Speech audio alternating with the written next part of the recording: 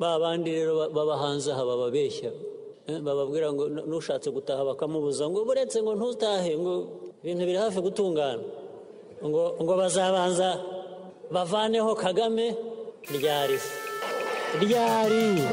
byanyuze mu yihe nzira se iya demokarasi se iyi ntambara se iyi turi ku wa mbere ku itariki 14 z'ukwezi kwa gatandatu mu 2021 muri kumwe na Hategekimana Feliciane na Madamu Chantal Mutega dufatanya ibiganiro. Twongeye gusuhuza abari ku ruhanga bw'ibyuma, tugasuhuza abakunzi ba radio televiziyo Ubwiyunge, tugasuhuza n'umutumirwa wacu tugiye kugirana ikiganiro kuri uyu munsi Madamu Chantal Mutega. Wasuhuza abakunzi bacu, ndagusuhuje nanjye ubwanjye n'umutumirwa wacu ukamuha ikaze Madamu Chantal Mutega. Ndagusuhuje Felicien dufatane iki kiganiro, nkabasuhuje n'abakuri tekinike badufasha kugitunganya no kugeza ku bakunzi bacu. Nkabasuhuje abanyarwandakazi n'abanyarwanda bose badukurikiye ndetse n'abumva ururimi rw'ikinyarwanda. Ariko cyane cyane nongeye kwishimira gusuhuza umutumirwa wacu John Mako. Ndagusuhuje, nishimiye rwose ko waje kwifata natwe kugira ngo ugire icyo ubwira abanyarwanda bose badukurikiye. John Mako, ijambo ni ryawe, ikaze kuri radio televiziyo Ubwiyunge.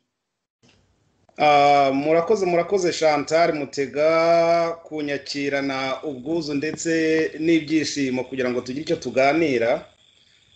Nkaba nsuhuje n'abantu bose bashobora kuzadukurikirana n'abaza kudukurikirana n'abazabyumva nyuma y'imyaka n'imyaniko. Ndabyishimiye cyane, ndumva nta kindi kintu ushobora kurenzaho usibye kugira ibiganiro byiza. Turagushimiye bwana John Mako, ndagushuhuje mbikuye ku mutima, kandi bikaba ari iby'agaciro kuba wabonetse uyu munsi kugira ngo tugirane ikiganiro kuri radio televiziyo Ubwiyunge. Hari ibibazo byinshi bitandukanye cyane cyane byugarije abanyarwanda n'igihugu cyacu muri rusange, twatekereje ko turi bukubazeho cyane cyane nk'ikintu abanyarwanda bahisemo bitewe n'impamvu zumvikana. Abanyarwanda bashyizwe mu kaga, abanyarwanda bashyirwa mu kangaratete, byinshi birahari yenda ntabwo nafata umwanya wo kubirondora. Hakaba hari urugamba rwatangiye rw'ingabo za FRN zivuga ziti tugomba kureba ko twagamburuza leta yanze kuva ku izima imaze imyaka myinshi icura abanyarwanda bufuni na buhoro. Tukaba twakubaza bwana John Mako, ibi bintu urabibona, urabikurikirana, uri umunyarwanda, ubabajwe n'akaga k'abanyarwanda. Muri analize yawe cyangwa ku bitekerezo byawe ubibona ute? Wafata umwanya urambuye ukagira icyo ubitubwiraho, ijambo ni ryawe. Urakoze Feliciane, ariko ku giti cyanjye ndabivuga nkanjye kandi ndavuga ibyo mbona byagira abanyarwanda akamaro. Ntabwo FRN kwegura intwaro aricyo yari ihisemo, nta nubwo yigeze yifuza ko ishobora kuzarasa amasasu, ntabwo yigeze igira umugambi wo kwica nk'uko inkotanyi zinjiye zica, zibaga abantu, zisenya, zitwika. Siko byagenze. Hari ikindi kintu kigaragaza ko atari byo byazizanye kwa ngo zitange amahoro n'ituze mu gihugu. Ubwo bari bateze Habyarimana umutego w'uko amasezerano yarusha yashyirwa mu bikorwa, noneho bagasangira ubutegetsi n'abenegihugu bari bari mu gihugu, babonye ko noneho birangiye, ahubwo bahitamo kwica uwo muntu wemeye ayo masezerano, baramwica. Ko byagenze rero ni birebire cyane, uko abaturage birukansweho mu mashyamba ya Kongo, mu gihugu Kibeho, mu bice by'amajyaruguru, uko bafungiye abantu mu buvumo, uko bagiye basenya amazu, batwika amazu, inkongi z'umuriro, uko babushye abantu akandoyi, uko bakubise amafuni, uko bagiye babajugunya mu byobo no mu nzuzi. Nta mugambi w'amahoro bari bazaniye abanyarwanda. Kuri uyu munsi rero ni byinshi cyane byageragejwe byo gushaka kuganira n'iya leta, byaranze, ahubwo bafasha abanyarwanda aho ingwate kugira ngo bereke mu mahanga ko bafite abaturage babumva, ariko nta muturage n'umwe utari muri FPR, nta n'umuturage n'umwe uba muri FPR ku mutima. Akaba ariyo mpamvu rero hari abantu bakomeye cyane batekereje basanga ibyo bintu ari ingirakamaro ko bigomba kurwanywa. Harimo uwo bita Niyomugabo Gerard, harimo abo bakasiye nta muhanga bari kuburabuzwa, harimo Kizito Mihigo, harimo abo ba Idamange, harimo ba Karasira Aimable n'abandi. Ndetse kubera iyo mpamvu rero FRN yafashe umwanzuro wo gufata intwaro kugira ngo yibohoze, kubera ko inzira zose zarageragejwe nta nimwe yashobotse.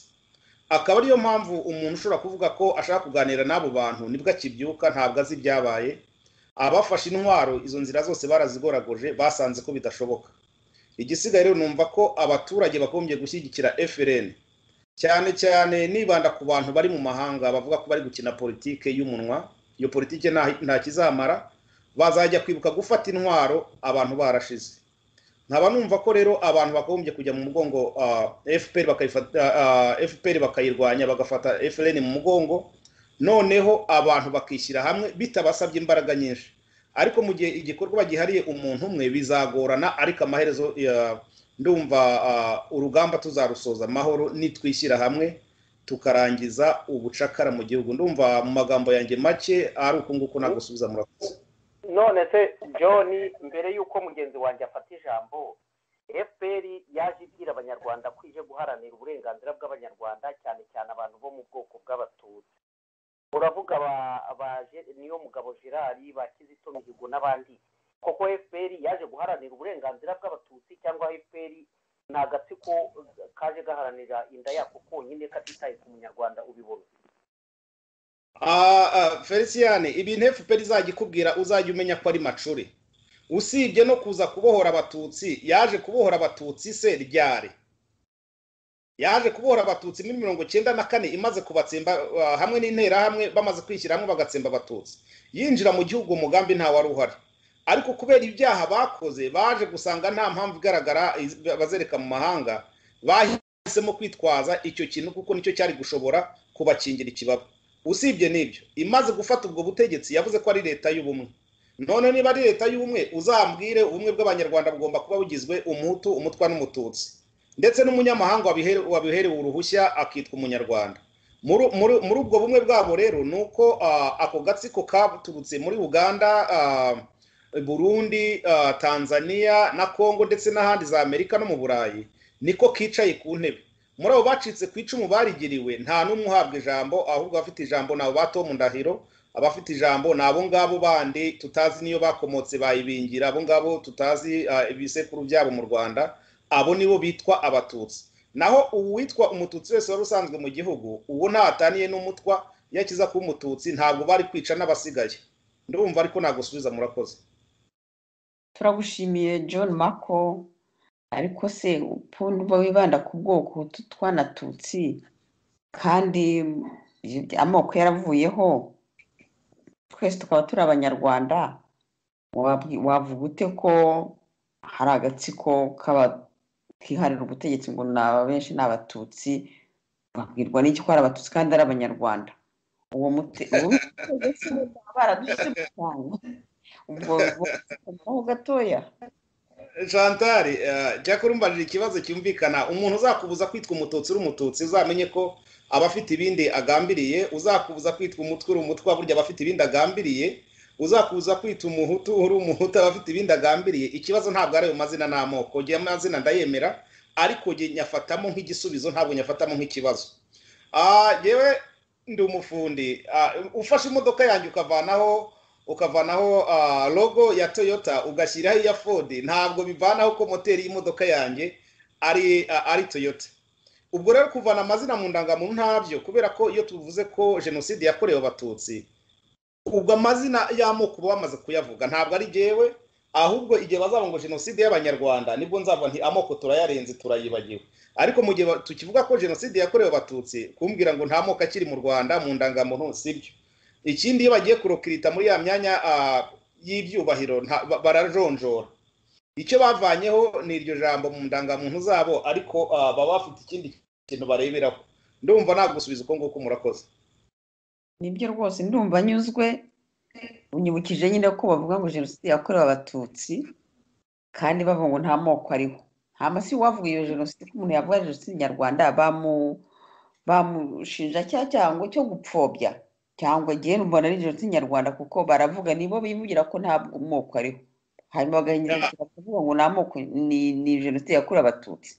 Ubwo se abantu muri yabafata ko ari abantu bafite oseriye cyangwa aho ngaho simbizi, ni ibibazo by'abanyamakuru. kubera ko uvuze ko jenoside ari y'abanyarwanda ubwo waba ugiye muri jambo SBL uzi ibibazo bagirana nabo iyo batangiye kuvuga ko hari abandi bantu bishwe. Ikibazo rero naho kivukira. Jenoside yakorewe abatutsi ntabwo mu by'ukuri ari ikintu kariya gatsiko gahereza agaciro, ahubwo ni nk'igicuruzwa nk'uko Idamange yabivuze, ni ikintu bajyana mu mahanga kugira ngo bavaneyo bace inshuro, niko nabivuga, ni isuka bacisha inshuro, ariko ntabwo n'inshuro bavanye muri iryo zina igira ikimariya bacitse ku icumu, bararira buri munsi, baricwa buri munsi. Nta kuntu wabona abantu kuntu barimbaguwe ngo n'utwari dusigaye tugihumeka utangire kutwica, abarebaga kure, abashoboye kugira amahirwe yo kwiga, abari kuvugira abandi, abatangaga imirimo nka Rwigara na Rujugiro, ni benshi cyane sinabarondora, bari mu magereza buzuye, yabo ni abatutsi. Abicwa urupfu rubi ni abatutsi, abicwa imitwe tugasanga igihimba kimwe hariya n'umutwe hariya ni abatutsi, abajugunyirwa ingona, abajugunywa mu mazi ni abatutsi. Ubwo rero urumva ko uwo muntu uvuga ko yaje kurokora abatutsi kandi barakoreje jenoside, ahubwo ndagira ngo umugambi afite n'uwo kurangiza abari basigaye, ubundi bose bahinduka inkoma amashyi. Niko mbyumva jewe. John Mako, ndashaka kukubaza, iyo witegereje ubona leta y'u Rwanda agatsiko ka FPR gafite ubutegetsi kuri uyu munsi, umunyarwanda wese ugerageje kubona ibintu mu buryo butandukanye n'uko babibona, bamugerekaho amazina yo gupfobya jenoside yakorewe abatutsi niyo yaba ari umututsi, bakamugerekaho gukurura amacakubiri mu banyarwanda, akaniyongeraho n'abandi bari hanze bavuga bati ubutegetsi dufite uburenganzira ku gihugu cyacu. Reka ngaruke nko kuri FPR yafashe ubutegetsi muri 1994, yaratangije intambara muri 1990, irarwana ifata ubutegetsi muri 1994 hejuru y'imivu y'amaraso itagira ukuntu ingana, ibeshya abanyarwanda. Uyu munsi iyo bavuga ngo abarwanya ubutegetsi ngo ni imitwe y'iterabwoba, ya leta ifite inyungu mu gukandamiza rubanda no mu kubacura gukundira buhoro, niyo izatanga uburenganzira kugira ngo abanyarwanda bahaguruke babuharanire, cyangwa abanyarwanda bavuze bati tugomba gukoresha igishoboka byose kugira ngo tugamburuze kano gatsiko, kubita amazina ni mu rwego rwo kubacecekesha no gutera ubwoba kugira ngo hatagira abantu barwanya buriya butegetsi bw'igihugu. Bwana John Mako, jewe reka mbanze mpere kuri abo bantu. Wenda se hari abo tubana hano babitwaza ngo bafite imitungo mu Rwanda, bakagira ngo bafite imitungo iruta iryo gorofa rya Rwigara yari afite. Ntawe ufite umutungo ungana n'uruganda rwa Rwigara, ntawe ufite umutungo ungana n'uwa Rujugiro. Abo rero bitwaza utwo tuntu nuko batazi icyo gutunga ari icyo ari cyo. Icyo gutunga ni amahoro n'ubwisanzure, nibyo biruta ibindi bintu byose. Ikintu cyose rero umuntu yaba afite hariya, akaba ariyo mpamvu ashobora gukorera kariya gatsiko kadashaka kutwumva ngo kadutega amatwi, uwo nguwo navuga ko ni umugambanyi muri twebwe, navuga ko atanazi icyo gutunga bisobanura. Igihe abaturage badafite amahoro, wahaguruka bakakwita umutwe w'iterabwoba cyangwa se kuri ikihebe, ugomba kureba uwo muntu ubivuga ngo ninde. Bariya abantu nta mategeko bagenderaho, ahubwo buracya babona ikintu kigiye kubagonga, bugacya bahinduye itegeko, bagashyiraho itegeko naryo ritazaramba. Iyo bakiza kuba ari abantu bumva rubanda, bakagombye kumva itegeko nshinga, bo ubwabo biyandikiye bakarisinya kugira ngo baryereke amahanga ko bagendera ku mategeko, ariko nta mategeko y'inyeshyamba ariho. Bariya abantu ntabwo ari abategetsi, ntabwo ari abayobozi, ntabwo ari n'abantu bagomba gutera abantu ubwoba, kuko wajya kundega iterabwoba cyangwa akarirega Chantal Mutega, akarirega Felician, hari ibyo bagendera bavuga ko umuntu ari ikihebe cyangwa se ari umuterabwoba, sinzi uburyo nshobora kubivugamo.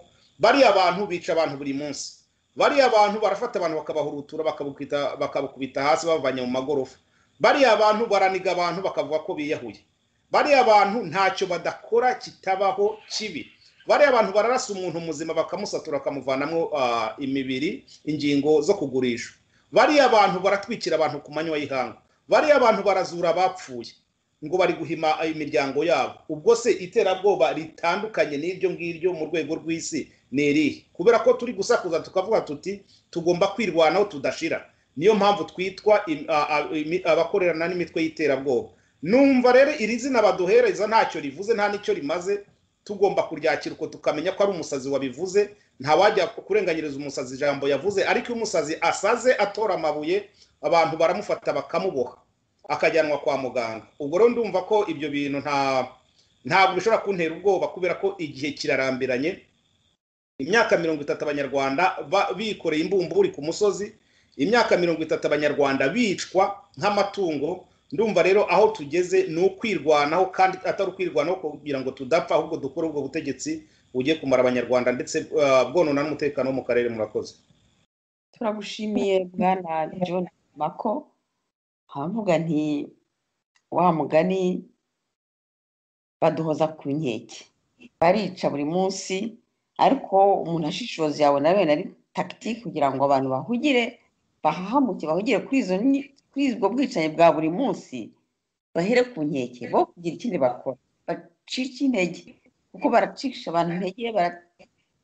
Ariko nka FRN yarahugutse, ni abasore n'inkumi biyemeje kuba batanga ubuzima bwabo ariko babohora igihugu.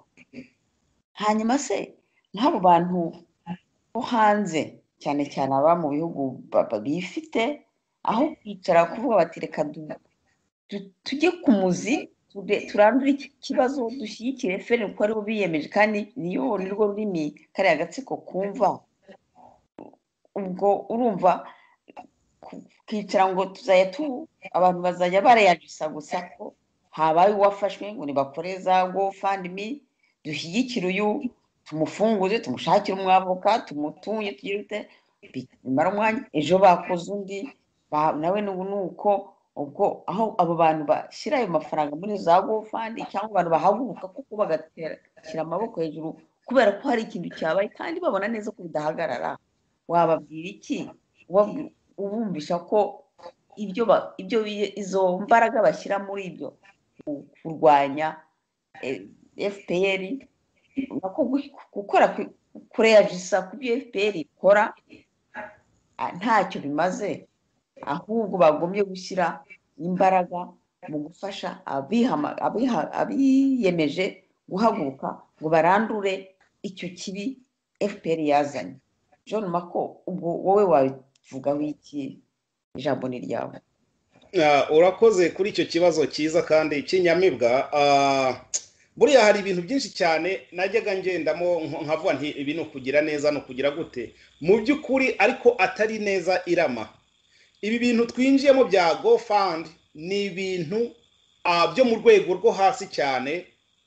GoFund hari aho yakagombye gukora. Nk'ubu umuntu inzu ishobora kumugwira, n'urugero inzu yamara kumugwira, inkangu zihitanye inzu ye, abantu bagatabaza bati nyamara wa muntu, hari umuntu hano ukeneye ubufasha kugira ngo uwo muntu atarara hanze.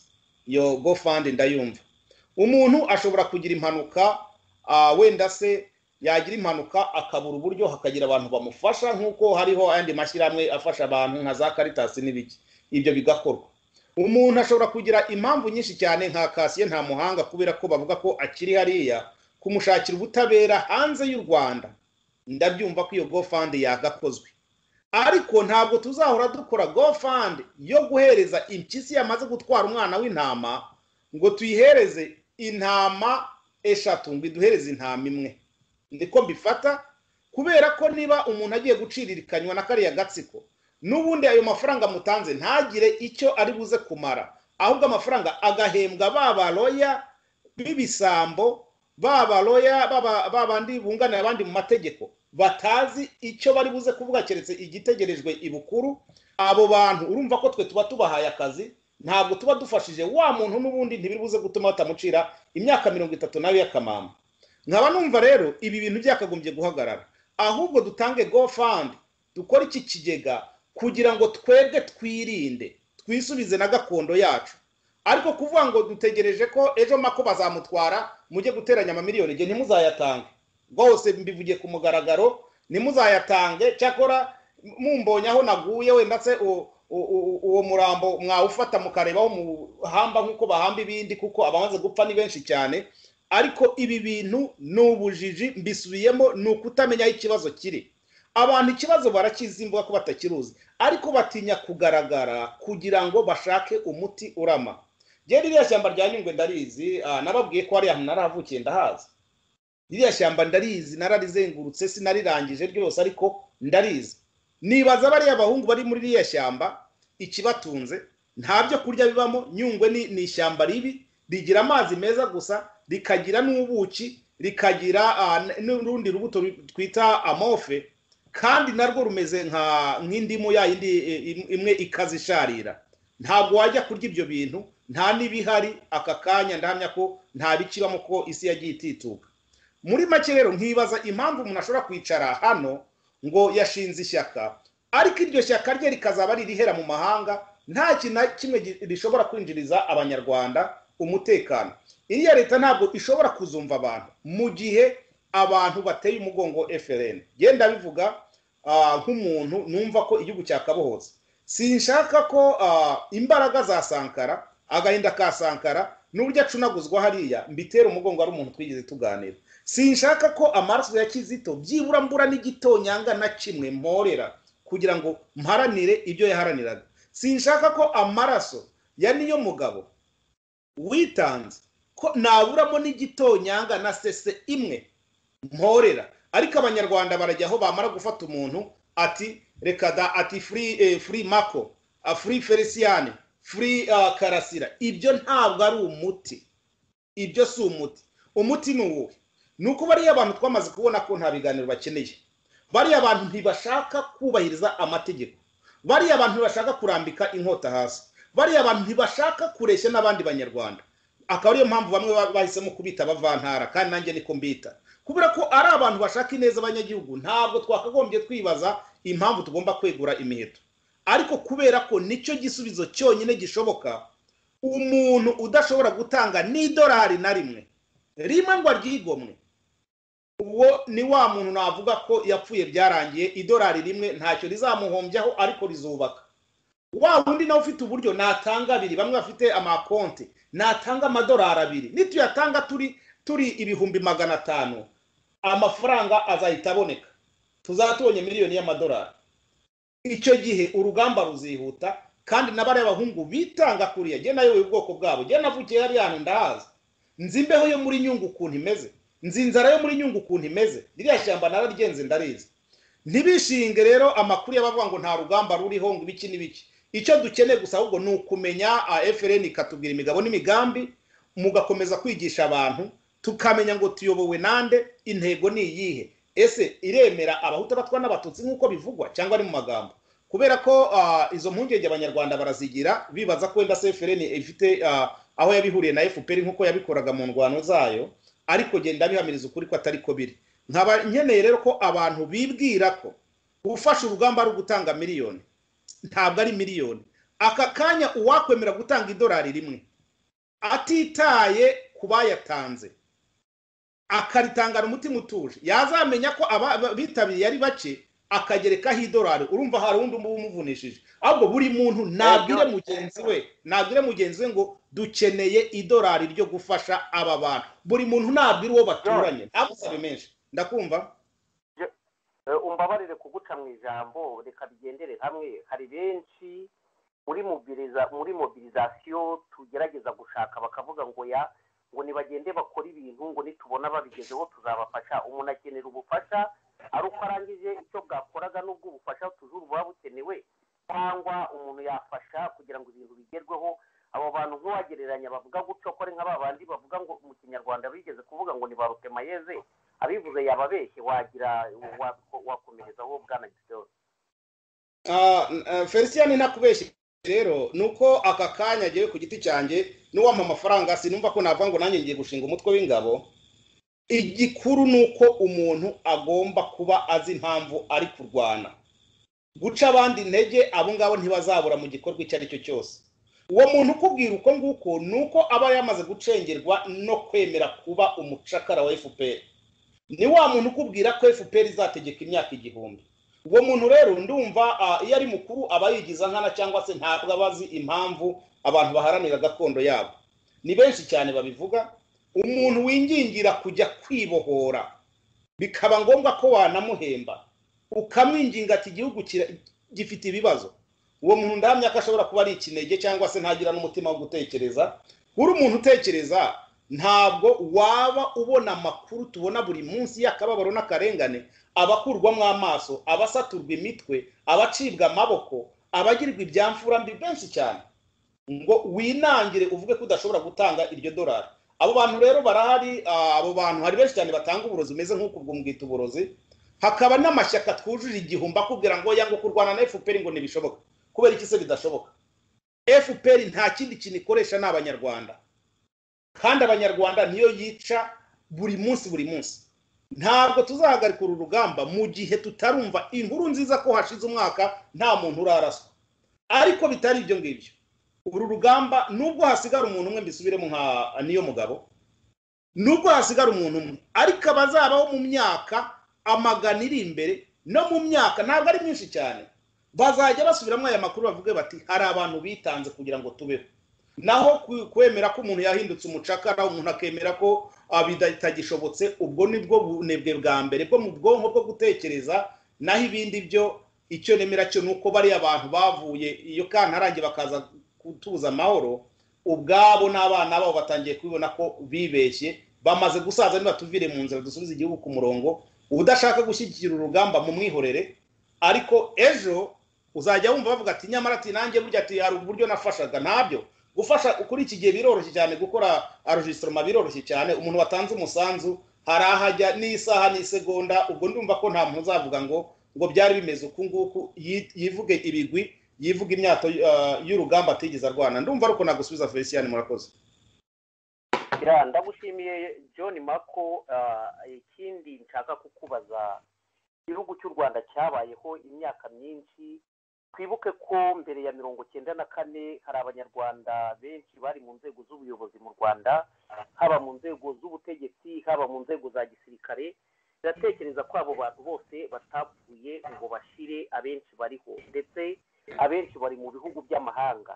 Iyo twitegereje mu myaka yanjye mfite n'imyaka yawe n'akaga k'abanyarwanda kugarije abanyarwanda, abo bagabo bagiye hehe? Abo bagabo batakigira ikintu bavuga. Iyo mvuga abagabo n'abadamu ntabwo mbareka, ni kwa kundi guherera urwaje. Ese ibyo bakoze abenshi barize, harimo abadogiteri, ibyo bari barize byari ibintu bavugaga bati bizagirira akamaro igihugu n'abaturage muri rusange, cyangwa ni ibintu by'abantu ku giti cyabo bumva ko baharanira inyungu zabo bakaba barahebeye urwaje? Iyo muri analize mukora, iyo mwitegereje mubona ibi bintu ari ibiki? Mubona byaratugendekeye bite? Hari ikintu wabitubwiraho bwana John Mako?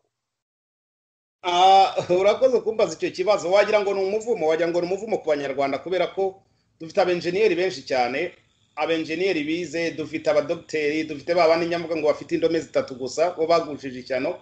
Kuba umuntu yarize ibintu bijyanye n'inganda, akiga ibintu bikomeye cyane, akaba adashobora no gushongesha n'ikiro kimwe cy'amabuye y'agaciro nka zahabu, koruta, gasegereti n'ibindi, kandi akora mu nganda, abona ibihakorerwa, agakora imyaka 10, 15, 20, icyo kintu akaba adashobora kwiyumvisha ubwenge bwo kugikorera iwabo, ahubwo akumva ko kugenda mu mihanda myiza y'abazungu n'ibiki nibyo bihagije, kuvugana n'abazungu ibyongereza n'ibifaransa ibyo birahagije bimugira umuzungu, kandi wa muzungu agahindukira akamubwira ko ari inguge. Abo bavuga ngo abantu barize, abantu ntabwo bigeze biga gukunda igihugu. Abantu bize bashaka gukanga abaturage bo hasi, babereka ko bajijutse, ko batari ku rwego rw'abirabura, babereka ko batari ku rwego rw'abaturage. Nyamara wa muturage niwe wamurihiye, wa muturage niwe wikokoye, aravuga ati aka gafaranga kazagufasha kagutunge mu gihe uzaba ugeze mu ishuri, kazagutunge mu gihe uzaba urangije ishuri, kazagutunge kugira ngo uzamure umuryango. Mu mwanya kuzamura umuryango w'abantu icyo bakora, iyo inyaye mu isunzu, nuko agera muri ibyo bihugu byo hanze, agahita kuro wa muryango we akawerekeza ahaba ati reka u Rwanda si urwacu. Abo bantu bose bize uko nguko, nabo basirikari bose icyo bari barize kwari ugutererwa amasaruti, kwari ugugendera mu mamodoka, kwari ugutaha abaturage bageze ahageze abaturage bagakangarana, kwari kugira ngo bagaragare ko badasa n'abo bantu basuko nguko bari cyo nguko. Ni nabyo tubona hano. Kuba abantu barize rero amashuri gusa, ntabwo bigeze bigishwa gukunda igihugu, ntibigeze bigishwa uburere mboneragihugu ngo babushyire mu mitwe yabo, ahubwo babifataga mu mitwe kugira ngo babone amanota, ubundi bagere kuri bya bindi bifuzaga, ariko ntibigeze bifuza igihugu cy'ubwigenge, igihugu cy'umutekano, igihugu cyo kubaho. Ibyo ntabyo bize. Kuba bakora uko nguko rero ntibizagutangaze.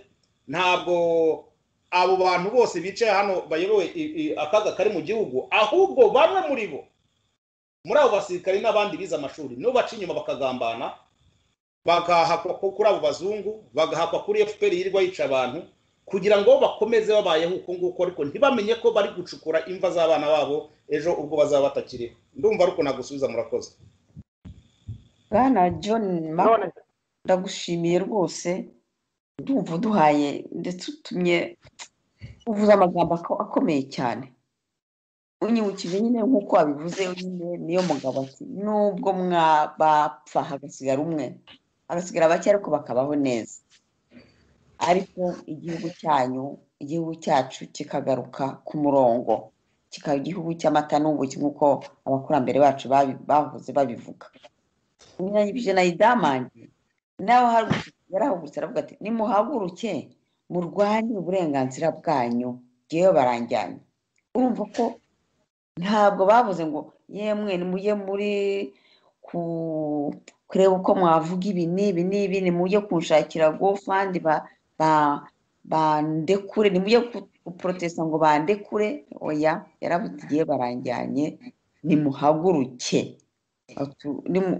ntimuzavuge ngo sinababwiye nimuhaguruke na niyo mugabo nibyo yavugaga n'abandi ariko babivuze batomoye niyo mpamvu bahise banabafata nyine uwo mwanya bakibivuga hanyuma nyine nkaho kugira ngo ubu niyo mugabo ari Idamange burya nuko batabivugaga babitomoye ni ukuvuga bati FRN muri abasore n'inkumi bahagurutse koko bakemera gutanga ubuzima bwanyu bwabo ni abandi bose nimuze mubashyigikire murumva ko abantu bo muri FRN nyine koko baritanga bazi ko bashobora gupfa ariko bagapfira igihugu ngo aho amaraso yawe kuyakureka imbwa iyamwe wapfira igihugu nyine aho kugira ngo amaraso yawe apfe bubwa nyine ubwo rero nk'uko John Mako agumya kubitubwira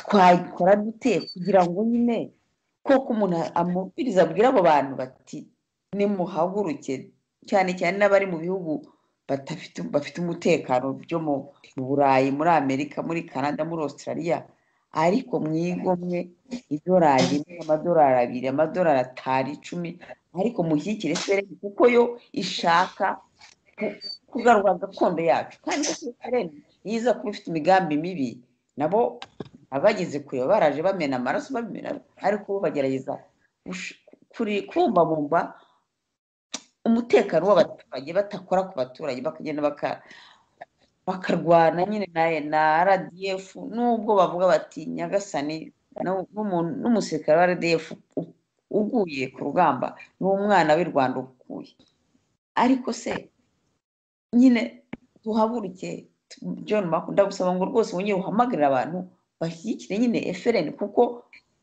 niyo mizero nirwo rurimi FPR Kagame bumva nta rundi ubwo wowe ubibona uti wabwira abantu nimurike guca ku ruhande cyangwa kudabanganya kuko hari abantu bariho bapfa buri munsi hari abavuga ngo ntabwo bashyire FRN ngo ni intwaro ngo n'abantu barajya kumena amaraso kandi bagacika kandi amaraso ameneka muri iki gihe mu gihugu ateye ubwoba John Mako wagira icyo bivugaho Jewe ntabwo nkubeshye Chantal Mutega rwose hari ibintu abantu bitwaza ngo nibamenya ngo amafaranga ari kujya he na amafaranga yo kubohora abanyarwanda uzagira ikibazo akabona bari kumurega icyo cyaha azavuga ati umuntu uhagaze muri ibyo bintu ni Mako ntabwo nzihisha icyo nakangura abanyarwanda bari hano muri Houston Texas ntabwo njya mpisha ntuye abatuye mu yandi ma state umuntu uri bukenere gutanga iri dolari turi gusaba ntabwo dusabye amafaranga menshi cyane kubera ko abanyarwanda bazi ko ibintu bikorwa ngo n'ibintu byinshi cyane n'amamiliyoni oya turi benshi twishyize hamwe tubona amamiliyoni igitonyanga kimwe ucyongeye ku kindi ukongeraho ibindi bitonyanga kimwe bibyara inyanja nicyo nshatse kubabwira muri make rero ababona ko urugamba ruriho FRN ari urwo gukina cyangwa se gutesha abantu umwanya niwe udakurikira ntabwo azi icyo ari cyo uzi icyo ari cyo akaba azi ko mu Rwanda ari iwabo akaba azi ko abanyarwanda bari kurengana natwereke uwo mutima mwiza wo gutabara atabare binyuze kuri FRN ko iyo yamaze kwitanga ntabwo ikireba ku mubiri cyangwa ngo irebe gusirimuka. Icyo barwanira nuko ejo heza abanyarwanda bazongera kumva uko hameze. Nkaba mbwira abantu rero hari igihe mujye mumbarira iyo ngeze ku moko, hari igihe njya mwana ariko bubanza abahutu bo mu Rwanda koko baravukiye kuhakwa no gukoma amashyi n'abanyabwoba, cyangwa se muri bo banza wagira ngo bubatswe n'ikintu cyo kuvuga ngo twe tuzahora dukoma amashyi. Mumbare kuba nabamvuze iryo jambo, ariko nta muntu muzima ushobora kugenda ngo agiye gucinyira inkoro umuntu wamwirukankije amashyamba, yirirwa mubundikiye, yirirwa muvuga imyato, kandi uwo muntu ari we wamwishe. Ndumva rero icyo kintu abantu bagomba kukitabira bakava muri ubwo bwoba, bakumva ko uburenganzira ari ubwabo, nta waremeye gutegeka, nta waremewe kukwica. Ugomba kubaho kugeza igihe Imana iguhamagariye. Murakoze.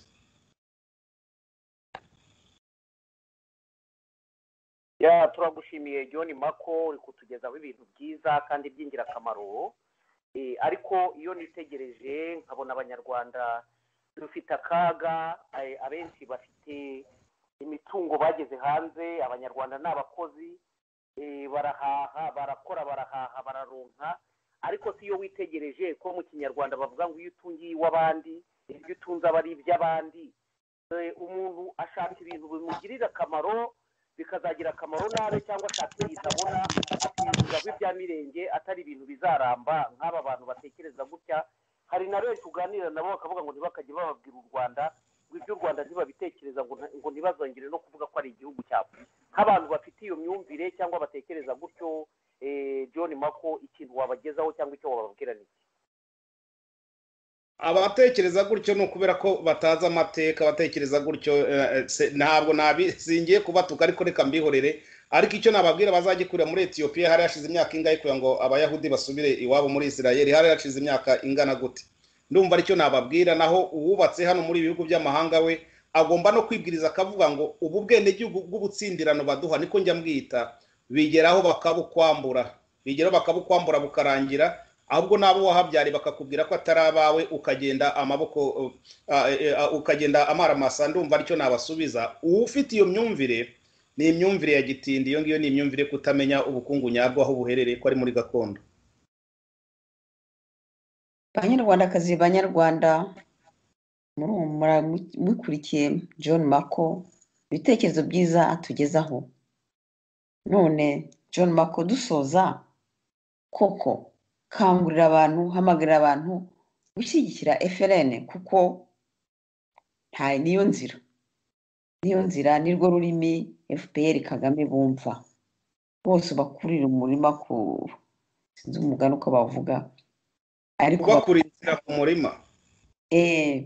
Ariko nyine babwire ko nibadahaguruka nyine bazagumya bavuge bajye kuri ama YouTube, bamagane, bavuga amadisikuru meza, twigire neza, tujye kuvuga neza, twerekane ko tudashyigikiye bariya abantu, ariko tubivuge nyine mu magambo tumerewe neza wenda. Ariko nk'umuntu wicaye mu ishyamba, ufite umwana utajya mu ishuri, badafite icyo barya, ubwo wakangurira abantu rwose, babwire ko kujya kuvuga gusa ntacyo bizatugezaho. Tuvuze imyaka idorera kugera kuri 30, ntabwo rero kereka niba dutegereje kugeza ku myaka 400 akaba ari umuntu azakangura. Birakabije, kandi abantu yaba n'abantu batashiraga mu gihugu bariho baricwa nk'isazi. John Mako, kangurira abantu, wababwira iki koko kugira ngo bakanguke babone ko FLN nabo ni abanyarwanda bavuze bati turahagurutse, kandi bariho baraberekana icyo bageraho. Ntabwo simbizi ni uri kunyumva Chantal Mutega ngo nguhe igisubizo? Yego ndakumva rwose, ijambo ni ryawe. Nyiri umwana muto twari turi abashumba tugenda kuragira, noneho hakaba umukecuru wari ufite ikibazo cyo mu mutwe. Noneho uwo mukecuru inka zikaza kumwonera, yahingishaga igiti na twa tundi yateye inka zikaza kutwona. Inka zaza kutwona agahagarara, inka akazireba, akazibwira atanazikubise n'inkoni. Inka zikarisha zikararangira, ariko kubwira inka ngo nizimuvire mu murima. Nta kintu akoze. Inka ahubwo zikamwitiranya n'abashumba. hakaba hari ikindi kintu nigeze kubona ni agafilime ko karasekeje, umuntu inzu yamuhiriyeho atangira kubwira inzu ye ati wamure waretse kuntwikira inzu. abo bantu rero bibwira ko umuriro uzazima nta kintu bakoze kubera ko bari kubwira umuriro ngo nuzime, baribeshya. icyo nakubwira cyo kimwe, iyo umuriro ufashe inzu yawe ushaka amazi ukazimya. abantu bumva ko bashaka kuzimya umuriro gukongora igihugu nibafate amazi bazimye, nibatanga iryo dolari, ufite 10, 20, 100 n'igihumbi ntabwo tuzayanga. nkumva nta yindi nama nagira abantu, nibavuge ahubwo bavuga inkuru ngo muzana amazi tuzimye, ntabwo ari kubwira umuriro ngo wa muriro ngo reka kuntwikira inzu. murakoze.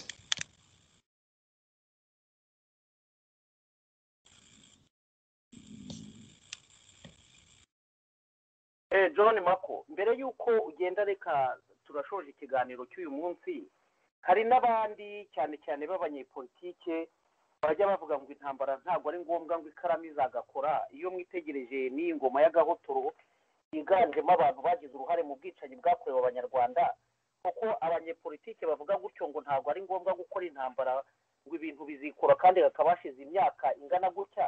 nawe niko ubibona ko abantu intambara ntabwo abantu bose bumva ko ari wo muti w'ikibazo, ariko nicyo kintu cyiza, ibindi byose iyo binaniranye. FPR Kagame yagiye yivugira ati n'abakiriho n'igihe tubahaye izi mata rutayime, yohereza ba Mubaraka baravuga bati tufata indege yavuye mu misoro y'abaturage tukagenda tukabafumbiza amashyamba tugataha twibyinira intsinzi, abandi bakajya kubashimuta mu bindi bihugu. nk'abo banyepolitike bavuga gutyo koko bafite igisubizo cy'ibibazo byugarije abanyarwanda cyangwa no kurangaza abanyarwanda? ibyo barimo ntabwo bazi ibyo ari byo. Bwana John Mako, dusoza ikiganiro cyacu, ufata n'umwanya wo kugira ubutumwa usigira abanyarwanda. abo nabagereranya na wa mukecuru nari natsinze izina yitwa ndi nk'abandi, wabwiraga ngo inka ngo mwankamwe ngo mureke kundira ibigori dore ni byiza. FPR itera u Rwanda nta mpamvu n'imwe igaragara y'uburenganzira bwa kiremwa muntu yari yarahonyowe ngo ije gutera u Rwanda. umuntu tumva ko urugamba ubu ngubu noneho hageze rero ngo abantu batabara bene igihugu babohora u Rwanda, uwo nguwo ntabwo azi urugamba impamvu rugomba kubaho. ntabwo ari uko abanyarwanda batapfuye ku buryo buhagije. none se dukomeze turebere kugira ngo bititwa ko abanyarwanda bongeye gupfa kandi bapfa buri munsi ntihagire igikorwa? ndumva rero umuntu ubona ko amasasu adakenewe, uwo nguwo we ni wa wundi ushaka kurya ibyo atakoreye, ni wa wundi ukubwira ko azaca mu nzira y'ubufindo, ni wa wundi ukubwira ko amahanga birimo adashaka kwikemurira ikibazo. nkaba numva umuntu ushobora gutega amatwi umuntu nk'uwo nguwo udashobora no guhaguruka n'umunsi n'umwe ngo abwire abantu ko bagomba kwitabara bakirwana, nuko agahinda k'abanyarwanda ntabwo kamureba. abo ni babandi bamaze kwishyira muri pozisiyo z'uko bavukiye gutegeka, nabo bazaba ba prefe, bazaba ba ministre, bazaba abadepite, bazaba ba meya. abo ngabo abo ntimubakurikire, kuko abo ngabo ntabwo ari abantu bahangayikishijwe n'agahinda k'abene igihugu. abo bahangayikishijwe n'inzozi zabo n'ibyo bazaba byo. nkumva rero umuntu wese ufite ubushake bwo kwanga kumva aya makuru mabi, ngo umuntu bamuciye umutwe, ngo umuntu bamusenyeye, ngo umuntu ngo yirutse baramurasa, natange ubushobozi bwe afite gake ke agahereze FRN yiyemeje kwitangira abanyarwanda, ubundi abanyarwanda babeho mu mutekano. ndumva ariko nagusubiza.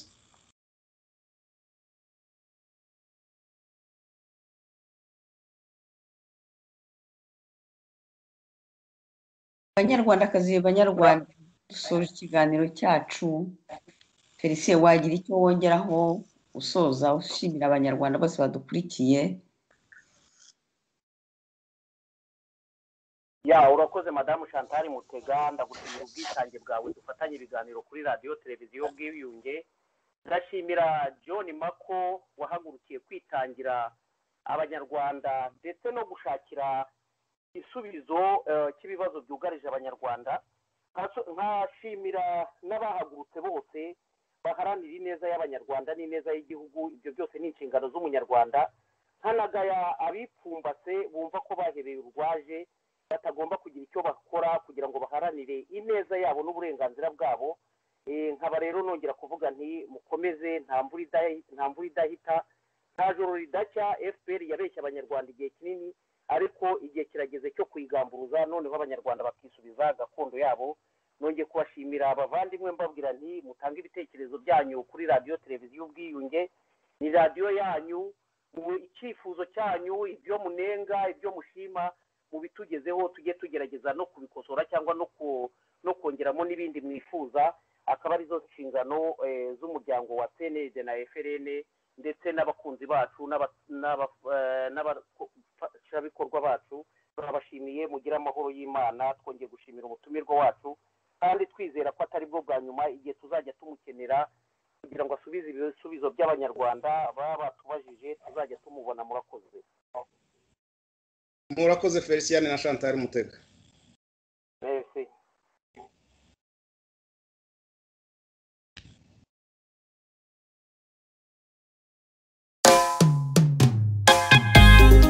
Femme rwandaise, inoubliable, la voix de sang-froid, Madame Yvonne.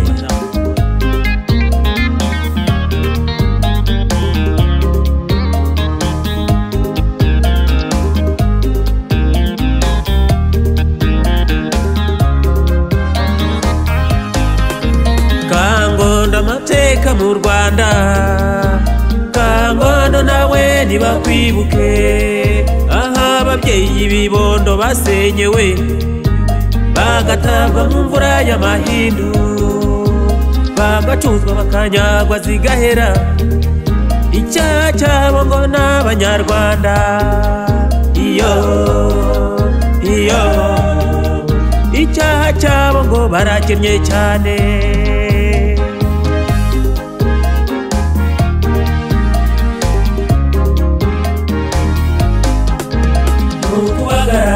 Bagarira yose mu kwambara wambarira ururimi, muri byose bitera ukuri n'urukundo, uko isi ya none yaranduye.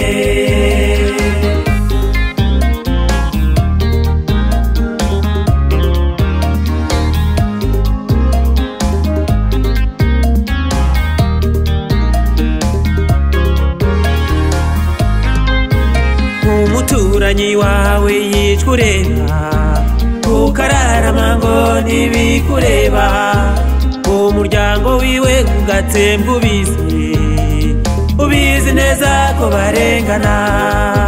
Ndaguhanure neza mugenzi wanjye yo, ururya umuhini burya rurya n'isuka.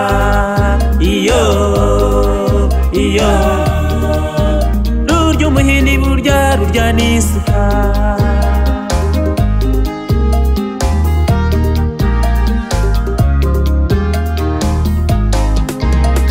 Makoto mashata makaruvati, mu mishanani midera amadarubindi, abantu baraha bafite ijambo, ukarindira ijambo ukaribura, kumva ijambo ryibereye mu nda zabo, bose bicajwe ngaho nka mikoro.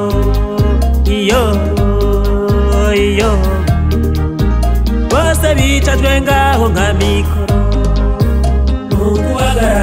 Bagarira yose mu kwambara wambarira ururimi, muri byose bitera ukuri n'urukundo, uko isi ya none yaranduye.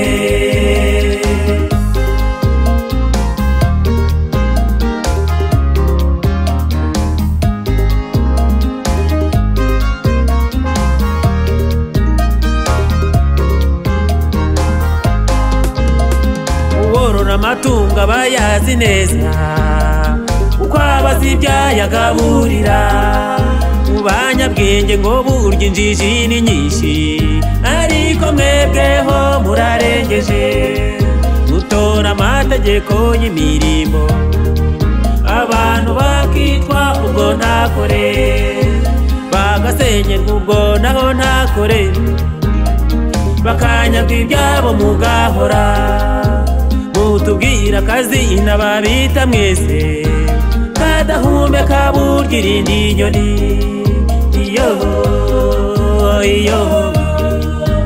Kadahumeka burya irindi nyoni. Uvuka ku ntwari ukigira ikigwari ugasiga ikigwano kikaribwa n'ikibwana. Bayi bayi ibihe biha ibindi, ibyiza n'ibibi byose ukabyishyurwa, aho gutinda mu kibi nasezera, nkandikisha amateka nka mihigo. Iyo nkandikisha amateka nka Kizito.